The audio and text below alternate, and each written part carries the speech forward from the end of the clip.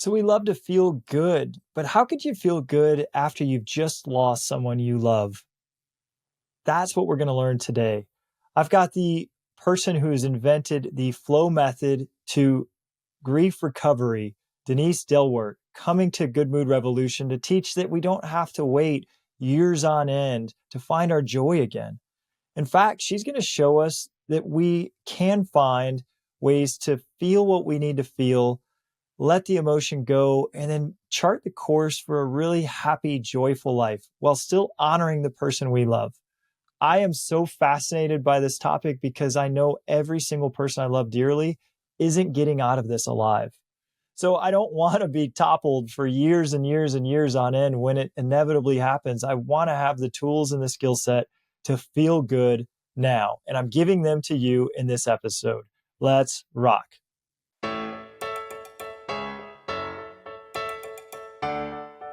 Welcome to the Good Mood Revolution.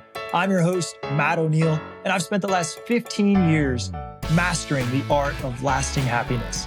Look, happiness isn't just a feeling, it is a skill, and it's a skill that you can learn and master. This show is your training ground. Let your Good Mood Revolution begin now. So this is the Good Mood Revolution, and we're here to feel good, and we're here to enjoy our lives and to have fun. But what do you do when something really heavy happens? And this is real life too. We can't just ignore tough feelings. Last April, my mom lost her husband. I lost my stepdad. My children lost their grandfather. And they live just a mile from us. They ride their bikes to our house. They were here every weekend having dinner with us. They were at every basketball game. We were so close with Opa, and it was a devastating loss. And it was heavy, we can't ignore that we're going to lose people that we love. And of course there's grieving. And I didn't have the tools. I didn't know how to coach my children or my mom or myself or my wife. I didn't know how to help us have fun more quickly and enjoy our lives faster. We just were in pain, rightfully so. And, this being the Good Mood Revolution, I want to teach everyone out there the best tools about how to have less suffering and less pain and more joy in our lives. Because look, we don't get that much time here. Opa's loss is a very obvious key to showing us that we don't get that much time. So we need to enjoy the days we do get to the best of our ability. So I brought Denise Dielwart, who is the expert on how to have fun in our lives again and overcome grief. She's created a 4-step process called the Flow Grief Release Method. And she's going to teach us today how to prepare to enjoy our lives again. And Denise, I couldn't be more happy to have you. Welcome to the Good Mood Revolution. Oh, thank you so much. And grief is a very heavy subject, and it's a subject and a place where so many of us get lost in the heaviness and the sadness of grief. So hopefully today I can bring a little bit of light to that and have a little bit of fun along the way. Well, at this point, you've helped thousands of people find fun in their life again. Yes. And, there were many nights I would sit up with Katie and I'd say, we have to think about people we love dying. And she's like, I don't want to think about it. Mm-hmm. I'm like, I would rather think about it now so that I can be prepared because it's inevitable. I mean, Doesn't everybody we know, aren't they all going to die? Well, this is the thing, death is something that I always say death and sex are two subjects we never talk about because it's like, oh, no, I don't want to talk about that. But when we lose somebody so close, like you lost your stepfather and your mum lost her husband, we go into shock and we go into la la land. Now, the traditional methods out there are great if you want to talk about your grief, if you want to have somebody to talk about, because that's what therapy is. Therapy is talk therapy. But we need to step into action, and we have to heal ourselves, not the grief. It's not the grief that we need to heal. It's us. We need to heal ourselves. But everybody says, just wait for time. It's okay, just wait for time. Do you know what? Time heals all. Oh, you perfectly. Look, it's only been a year. Come on, wait for time. And that's where I step in, and it's yeah. Yeah, time heals all wounds. It's an axiom. It's a true axiom, probably. And yeah, that's kind of this is what I'm saying. I don't have the skill set. This is why I was so interested in talking with you. My mom, of course, was the most heavily impacted from the loss, and it was so like John and her were high school sweethearts. Yeah, they went to prom together. And then he went off to Vietnam, and she met my dad. And then later in life, they were able to reconnect, but they always stayed close. So this was truly a childhood friend. Yeah. This was a lifelong friend. And it's now it's been just over a year. She's still dealing with the grief that comes along with losing somebody that close to you. Yeah. I'm like, okay, well, something could happen to Katie. Right? Something could happen to me. Something could happen to any of us. Something could happen to one of our children. And of course I would grieve. And of course it would be devastating for me too. But I just wanted you to help us. I know you said one of the things that in your life is you just want to have fun and you want to help people find joy again. So we could wait for time. We could wait years and years and years for time to do its work and then for us to find joy again. But how do you teach people to find joy sooner than just waiting years on end? It's a great question. I so relate to your mum. I lost my husband, Martin, when I was 51. I met him at my friend's 16th birthday party. So lucky mum, we grew up together, we worked together, we ate together, we slept together, we lived together. 24/7 we were together. And he died really suddenly. And I know that he was a fun-loving man. He had fun. He enjoyed life. He did stupid things and just a fun-loving person. And I wanted to live his legacy. How do you live somebody's legacy when you're in pain, when you yourself are grieving? And the very first step, and this is where my flow method comes in, is to feel. Now, we don't want to feel our pain. We don't want to feel our emotions because it's painful. But if we don't feel those emotions, guess what? We can't heal. We just can't let them go because we're not feeling. We're numb. So the very first step is to really acknowledge and give ourselves permission to feel. How do you coach someone to do that? So I know at this point you've helped thousands of people with this. Yeah. If something in us doesn't want to feel and doesn't want to deal with it, how do you help somebody with step one of flow, which is to feel?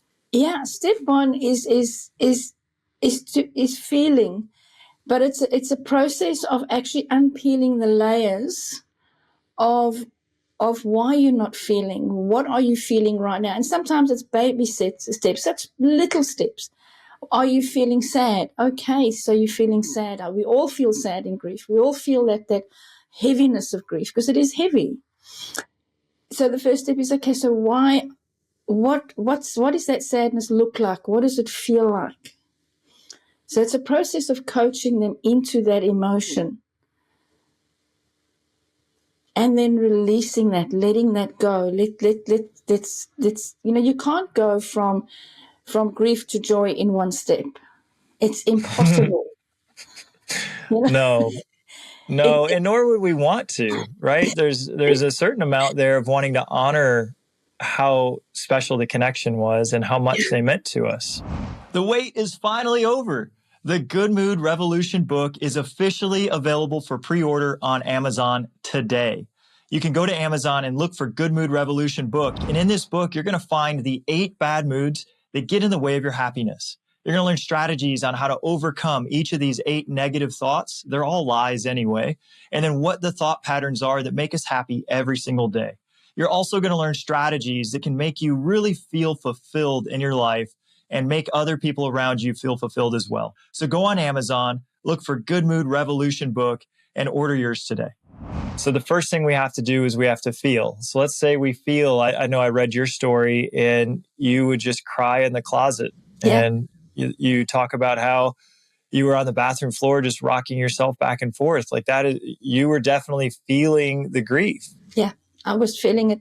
I let out when I was in the closet, because it was a walk-in closet, so it was plenty of room around me. And I remember letting out such a guttural scream. I have never screamed like that in my life before. It came from the pit of my stomach, that it actually scared me. It was like, oh my God, that came from me.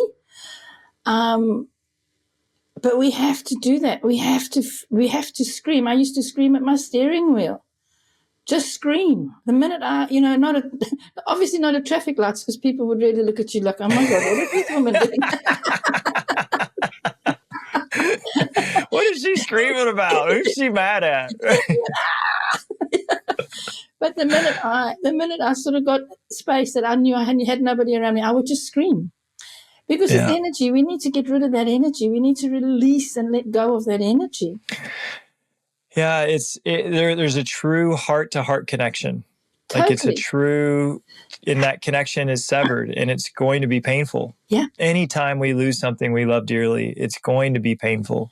And we have to acknowledge that pain, and we have to, like I said, it's not talking about it. We can't just talk about it. How are you feeling today? Oh, I'm feeling terrible. Oh my goodness, you can't believe it. Because that cements that in that neural pathway. We have neural pathways, and that cements that belief, and that becomes our identity. Oh, this is really big. Yeah. What you're saying right now is really, really big. Yeah, the more we talk about something out loud, the more we cement it in as this is who I am, this is my identity. And so rather than talk therapy, rather than just talking about how awful our life is now and how much we miss them and how much we wish it was different, you're saying just feel the emotions without just talking in circles about it. Yeah. Yeah. I had one client say to me, she feels as though she's got her one foot nailed to the floor and she's just walking around in circles because nothing's helping. And particularly with grief, is like a widow says, oh no, I'm a widow. I don't call myself a widow. A lot of people don't even know that I've lost my husband. They just know that I'm single. Yeah. Because it's just part of my life. It's that part of my life is over. Yeah, why brand ourselves? Why brand ourselves? Now we've given, because you're also a woman, you're also single. Yeah. You're also like an incredible human being, and you're a widow. Why do we need to why do we have to use this brand? And I've had other people that have overcome cancer diagnoses, and they wouldn't even say the word cancer. That's right. They just wouldn't. Yeah. They would say, I'm on my healing journey. But they didn't want to brand themselves as someone with cancer. That wasn't a brand they wanted to give themselves, because these labels have power. Oh, unbelievable. I always, the minute you tell somebody that you've lost your husband or a child, you get what I'm so sorry. Yeah, the puppy dog look. Oh, I'm so sorry. And you think, poor dear. And then how you respond is you have to play the part too of, oh yeah, it's awful. And they're like, oh, it's so awful. And then they don't know what to say. And it just creates this, this whole scenario of victimhood. We're not the victim of our situation of, yes, we lost our loved one. It's incredibly sad. I am by no means saying I lost my husband. So I'm in no means saying, oh, it's not bad. It is. It's terrible. It's an awful thing to happen to anybody. But everybody's, like you said in the beginning, everybody's going to die. We're all going to die. But society doesn't teach us how to lose something. We celebrate when a baby's born. Yay, congratulations, wow, a new life. But when somebody dies, oh no, we don't want to talk about that. And what do I say to you? Oh my goodness. But it's just the opposite end of the spectrum. Yeah, it's really, really valid point. We're not taught that because we don't talk about it. It is so taboo, especially in the West. It's very taboo. And I don't know how Australia is, but here it's not seen. It's just not the way it is, but it is a part of life. And I agree with you. No one is a victim. Yeah. I think maybe a small child can be a victim, someone who can't protect themselves, but Yeah. all adults are no longer victims. And I don't mean to say this callously. I get it. Some people are shot, some people are harmed. But the longer we stay in a victim thought pattern, the more we will suffer. I write about this in my book that we are response able. I Yes. say that the answer for responsibility or the answer to victimhood is responsibility, which is responsibility. Yeah. Something has happened and we have an ability to respond. How are we going to use that ability to respond? For Yeah. you're saying, I have this ability to feel my emotion, and then the L of flow is to let it go. So once we're feeling it, how do you let this go? How do you release this sadness, this grief? So to release the sadness and the grief is not just going, oh, well, I'm just going to go for a walk or I'm going to journal. What I found is that people say just journal. This is a big thing in grief. It's just journal, just journal. But what you're doing is you're journaling your sad feelings. No. Journal. What do I want for me? What do I want for my future? That's what to journal. Have a gratitude. Be grateful. Have a gratitude journal. So you're saying take some action about what I want in creating a new future moving forward. This is actually, my mom is really smart. She's emotionally intelligent. She's wonderful. She's incredible. And she already reframed the situation just within a month after his passing. And she said, I was given the gift of these last years with him. And it was a gift I'll always cherish. It was gifted to me. I wasn't owed it. I was gifted it. And so even though it's over and I wish it wasn't, I'm so grateful that we had it. That we had that time together. Yeah. And so she was reframing it into a positive and being grateful. And then I gave her very similar advice, probably at the new year when I was setting my goals. I said, Mom, I'm going to send you my goal setting worksheet, and I want you to set new goals for what your life looks like now. Yeah. And I sent her my goal setting worksheet, and I'm like, as soon as you start to make a picture of what you want this future to look like, it's going to help you. And so, Denise, as you're saying this, I'm like, oh, okay, so maybe I do have a few tools to help some people, because you're giving very similar advice that I had given at the time. Now, those goals don't have to be cemented in, because very often they change along the way, because your life changes, you're growing. So letting go is letting go of the old life, our old way of who we were with that person, and starting to overcome. That's the O, is to overcome. We have to overcome. So we have to let go of that identity that we had. And that's a whole process that I work with very closely with my clients. It's not easy. It's not easy. It's not something we can do on our own. Because we come up against ourselves. Who am I? I don't know. Who am I? Many times I say to my clients, who are you? And they say, I'm a mother. I say, no, that's your role. But who are you? Who is the mother? Well, that's a very philosophical question, too. A lot of people in the East say this: if you ask yourself, who am I, enough times, ultimately you come to this realization that you are the consciousness of all. That's right. Because once you were like, oh, okay, well, I'm a dad. That's a role. I'm a male. It's also a role. I'm this age. Well, have you always been? Every second you're a different age. Well, I grew up here. Well, but what if you're eternal? So, it's like once you just keep asking this, who am I? You start to understand I am nothing that I can label. That's right. Absolutely. And that's where we start the journey. That's where once we get to that, we start the journey of overcoming and then rediscovering, who am I? Learning to love yourself. That is so important, because we don't love ourselves. We don't put ourselves first. We put everybody else first. And especially... Oh, that's true, isn't it? Yeah, especially my wife. Yeah. My wife, Katie, I love her to pieces. She is always putting everyone else first. Yeah. Everyone. Yeah. And she's such a willing and generous servant to the children and to me and to our company and the people that work with us. And I'm like, I'm like, I just want you to do something that you want to do. And she's like, oh, but I have the laundry. And I'm like, let the laundry sit. She's like, oh, but there's dinner. I'm like, can we order dinner? We're like, let's just have you do something that's great for you. So she started doing tennis. Nice. And that was her thing. Yeah. And this is it. What do you want to do for you? Not for anybody else, but for you. And we are so programmed that we don't matter. Everybody else matters, but we don't matter. I had one of my clients say, I even put the dog before me. I said, that's right. That's what we do. We put the dog before us. We put the cat before us. We put everything. Or the house, even the house. Oh, I need new gutters. Or my roof is leaking. Well, yeah, and what about you? Yeah, well, that's interesting. Probably because, growing up, we learned that being selfish is bad. That's right. And so we're trained not to be selfish. And anytime you did something nice for someone else, you're celebrated. Oh, you're so kind. I can't believe you did this.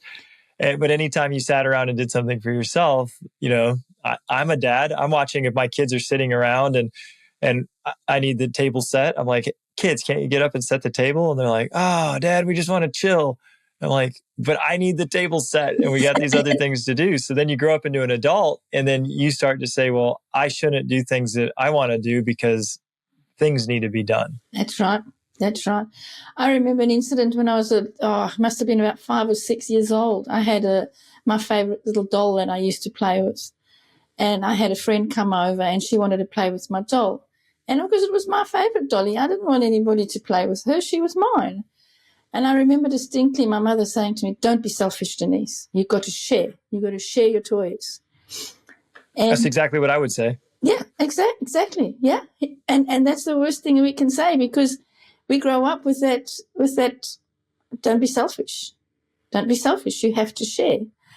So and in particularly in grief, because grief puts a magnifying glass over your life, all our emotions are heightened. We are completely, we're walking on eggshells, we're crashing, we can hear the glass crashing. It's as though we're walking outside of our body. The world is turning and we're not. And for us, to really feel that takes courage. It really takes courage. But when you've got somebody... It's a really interesting way to say it. The world is turning and we're not. Yeah. We are kind of stuck in yesterday, wishing yesterday was still here. The world has moved on. Everyone else is going about their life. We don't want to. Yeah. We want to hold on to yesterday. Yeah. Are you looking to take your happiness to another level? If you're looking to be more successful, we need to be happier because success and happiness go hand in hand. But sometimes we get stuck in thought patterns we don't even know are holding us back. And we need a coach or a mentor to see things we can't see with our own eyes. I've had coaches and mentors help me access levels of happiness I couldn't have achieved without them. I'm now offering that same service to a small, select number of people. If you think one-on-one coaching could elevate your happiness, go to mattoneil.com and click the coaching tab to learn more. I look forward to talking with you. We're really living a life of illusion. And what do I want for my life? Where do I want to go with my life? What would Martin want? It was always, what would Martin want me to do? What do you want to see? How long was this? How long was this after his death? About 6 months. Oh, so it was only 6 months after his death that you said, I need to do something different and decided to become a life coach. What's incredible about this is that you had to learn a whole new skill set. Totally. Yeah, you were bookkeeper, accounting, right? And you're like, oh, now I need to learn to coach people and I have to sell my own services as a life coach. And I've never coached anyone and I'm in shambles right now. So I have to learn a lot. And I have to learn a tremendous amount of self-development. And anytime we're learning and growing, we are happy. Because when we're making progress, we are very, very happy. So you weren't only just like deciding to go do something different, you were doing something completely different that was requiring tremendous growth. And all that growth is kind of exciting. It is. Right. And so I'm sure you were really excited. And then because it was life coaching, you were learning all of these crazy, awesome mindset skills you never had in the past. And so your self-development was just through the roof. What a great decision. I don't know how that got in there, but again, just my belief, it's possible that Martin touched your head and gave you this idea. Yeah, absolutely. Because it was, I opened up my laptop and went, oh no, I'll become a life coach. It was like, what is life coaching? It's 2009, way back, when it was still in its pioneer days, not like it is today. My son thought when I had enrolled, I had been scammed. Mum, what are you doing? You've been scammed. And that's what I said. Or it was God. I mean, I think, I know you said divine. Whoever. I don't remember your exact words, but I do think that if we're searching for help, that God's listening, and that a lot of times the way He talks to us is with a thought, is with an inspiration, is with an idea. But you took action on it. Yeah, you didn't get this great genius thought and then say, "Oh, that's stupid. I could never do it," and then shut it down. You were like, "No, I'm going to do this." And that, again, that takes courage too. So it sounds like courage is a big piece of this journey. It is. Courage is, and vulnerability. Be vulnerable. Be open.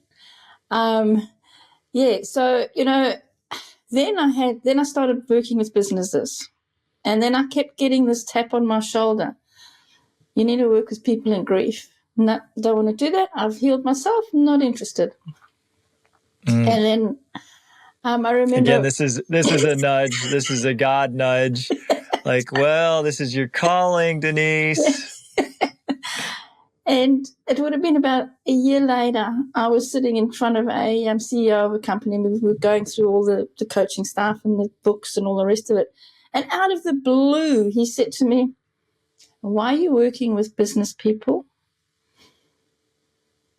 And I sort of like, well, this is what I do. So it was huh? And he said, why don't you help people in grief? And it was just out of the blue. It was actually, and I looked at him and I went, yeah, I've thought of that. And he goes, I didn't know what else to say.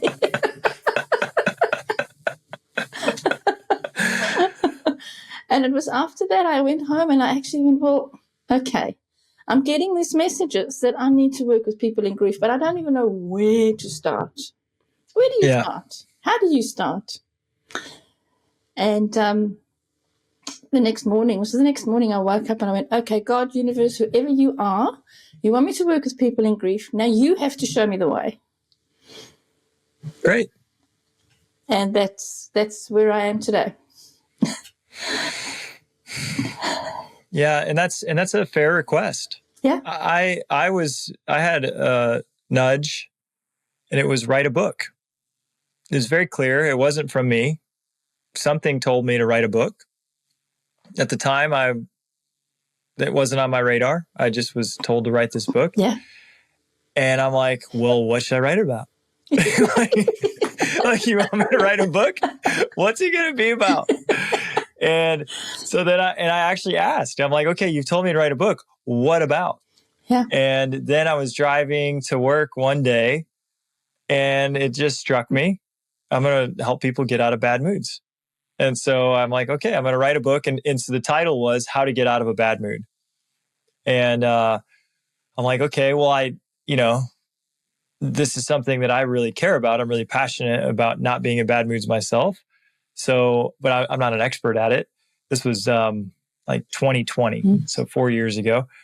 And I had read a tremendous amount about it, but it wasn't something where I was like out coaching and teaching people. So I said, well, I here's what I'll do.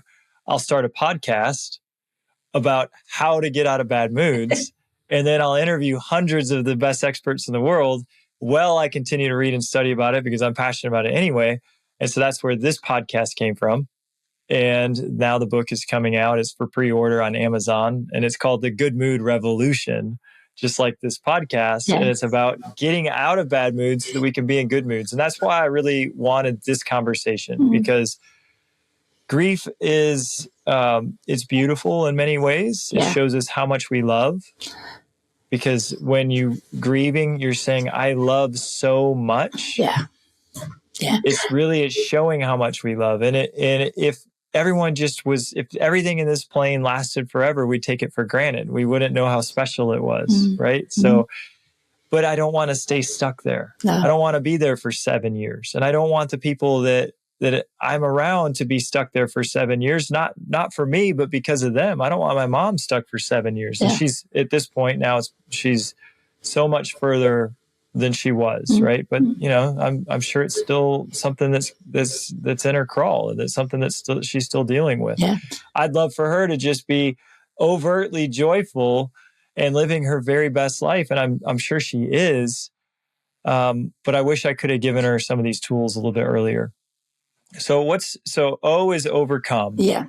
What's the W? Whole, become whole. This is where we start reimagining our new life.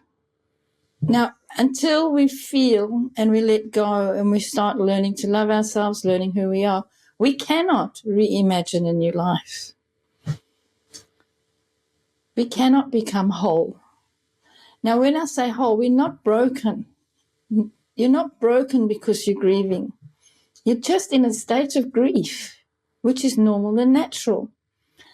And grief is love, like you touched on. So everybody says, I want to heal my grief. You can't heal grief. How do you heal love? You can't. You have to heal yourself so that you embrace that grief and it becomes part of you. But it becomes part of you with love, with hope and with joy. Joy is a big thing for me because joy is not happiness. Joy is joy. Joy is an inner emotion. It comes from within. So even if you're having a bad day, which we all have our bad days, if you're joyful, it doesn't matter. You know it's going to pass. But happiness is a surface emotion. It's, I'm feeling happy today. Oh, I'm so happy to see you. And happiness can just turn off. Oh, something happened to you. Oh, I'm not happy anymore. Whereas joy comes from within, from deep within.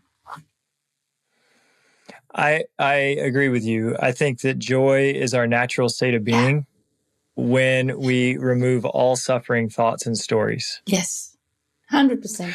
100%. So I watched this movie called The Shack. Mm-hmm. Have you heard of this? I have heard of it. I don't know if I've watched it or not. I can't. Oh, it was a tearjerker. And I'm a father of 3 daughters. Yeah. And the movie is about a father who's taking his children on a camping trip, and his daughter's abducted and murdered. Oh, yeah.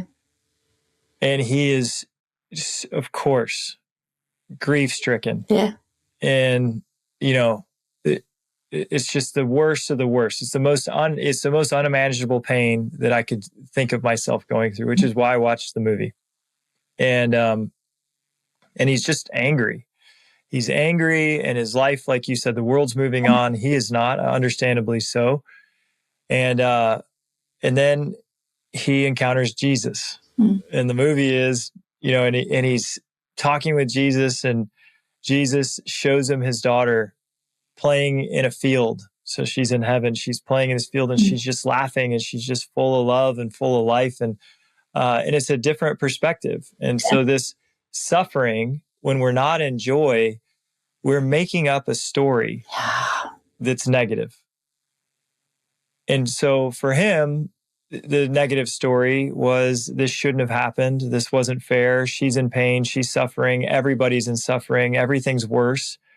And when Jesus was with him and he showed him his daughter absolutely happy, and she waves at her daddy like, oh, I was crying, right? And but anyway, he realized there was nothing wrong. Mm. Yep. And then he says to Jesus, he's like, yeah, but that shouldn't have happened. And Jesus is like, so you know the way the world should happen. And he's like, yeah, I know that shouldn't have happened. And he said, well, I've given everyone free will. I can't take that away from anyone, or else I take it away from everyone. And then everyone would just be slaves. Yeah. Yeah. So, that's like, again, I tell you, I study this stuff because I'm very fascinated and curious about how I would respond in a certain situation. But through that process, of course, he heals. Yeah. And he sees the truth. And there's always other sides of the truth. Whenever we're not feeling joy, we're just focused in on one sliver of reality. I'm sure that you were there when you lost Martin. This shouldn't have happened. My life is not as good as it was. It was really good, and now it's not good. Well, that was just a story. That's right.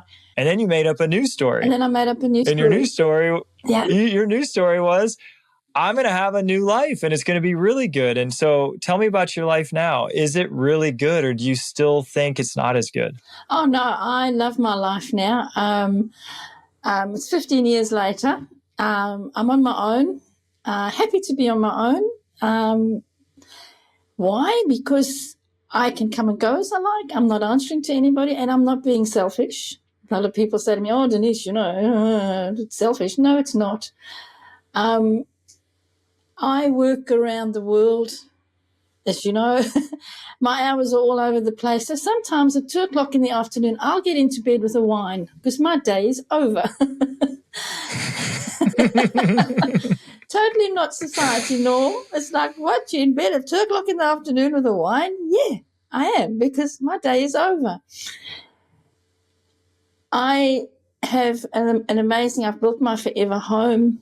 I've sold the house that we built together.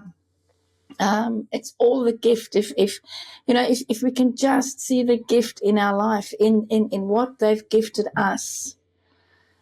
And it's not just financial. A lot of people say, oh, but I was left no money or whatever. Forget about that. Forget about the material. What have they given you? What's the gift? And create that. Create your life. Live their legacy. I heard this before, was that even when someone passes, there's always a gift. Always. And again, it can seem callous. It can seem like we're not honoring their legacy to admit that there are gifts. Yeah. But you've just said some small ones. Yeah. You get to hold the remote. And you get to watch anything you want to watch, right?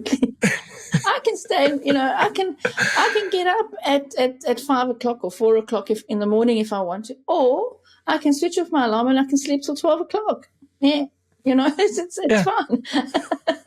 So there are some gifts.